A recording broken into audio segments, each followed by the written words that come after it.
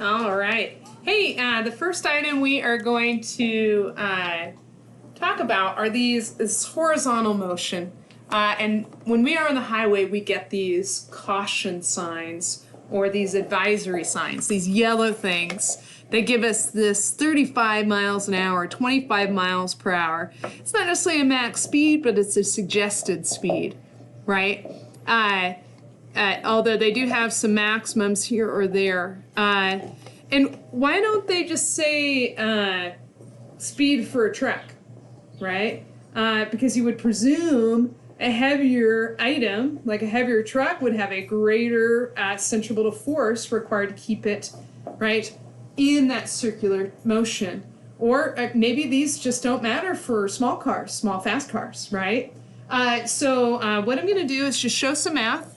It's more informative than it is obligatory. I'm not going to make you do any of this math, but I want you to see the math so that you can see how it kind of lines up with like the physical principles that we observe, okay? So right now, this is an overhead view. I've got a car. It's traveling at a certain speed. It's got a curve of a certain radius, and it's got a certain mass, okay? But what force is keeping it in center-directed motion, right? If I were going this speed and I wanted to take a turn and this were ice, that'd be the force of friction, right? So my center-directed force, right, is equivalent to the force of friction. Now, I don't know if you remember this from friction. If I look on the road, right, and I've got tires here and here, the force of friction is this way, keeping me in center-directed motion. But what other forces do I have? I've got a force normal and a force of gravity. Now, which force went with force of friction? Force normal. So my force friction is going to be equal to this coefficient of friction, right? So that depends on the road surface, whether it's dry or wet, and the type of tire. Most tires have the same makeup, but ultimately those high-end sports cars have a different makeup of their tires. And then I've got force normal. Now, what do we know about force normal and force gravity? They're equal. And force gravity is equal to mass times little g, which is acceleration due to gravity, or the 10 newtons per kilogram. Okay? So, my force friction, ultimately, if I do a little math, and I substitute mg for force normal, is equal to mu mg. Okay?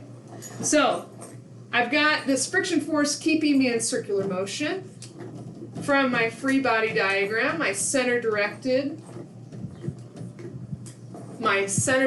forces are what? Well, these aren't center-directed, these are vertical. There's no acceleration vertical. The only acceleration towards the center is force of friction. That's my center-directed. It's from my free body diagram, mv squared over r. So I'm going to substitute mu mg equals mv squared over r. Well, this is the mass of the car, and this is the mass of the car. So guess what? Algebraically, it cancels out.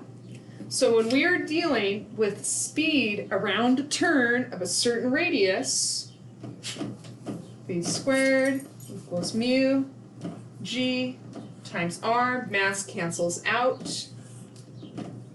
If I take the square root, I get v is equal to mu g and r. The things that influence my speed, my advisory speed, is about your coefficient of friction, so your tire quality, your tire thickness, the grit on the road, whether it's rainy or not, or maybe it's been dry for a while and there's a thin sheet of oil. The first rain makes this really slick. Acceleration due to gravity, which doesn't change, and that radius. So they're basing that 35 or 45 or 25 miles per hour is based on that radius and our coefficient of friction, and that's going to dictate your speed. So it doesn't matter the mass of the vehicle, okay? It doesn't matter. The mass cancels out. What really matters, and I think you guys know this already intuitively, it's about the center of mass versus a speed, or a race car, right? Or a really fancy, fast car. You guys can give me names of those. That center of mass is here, but for a truck is here. And so when you've got a force of friction like this, and your center of mass is like that, it makes it want to tip. So those high-centered Jeeps, high-centered, we used to have Isuzu Troopers that had a high center of mass. When they cornered and tried to corner tight, they'd have a tendency to lose their grip or tip. So semis have a tendency to tip more. So that's the only thing that influences the speeds, is that high center of mass, but not the mass itself. So why don't they list masses? They don't. It's all about here, mu, g, r, and possibly the high center of mass. And truck drivers are trained on that. If they've got a full load, they know they've raised their center of mass and they need to be more cautious. Well, that's it for horizontal motion and why mass can be non-influential. All right.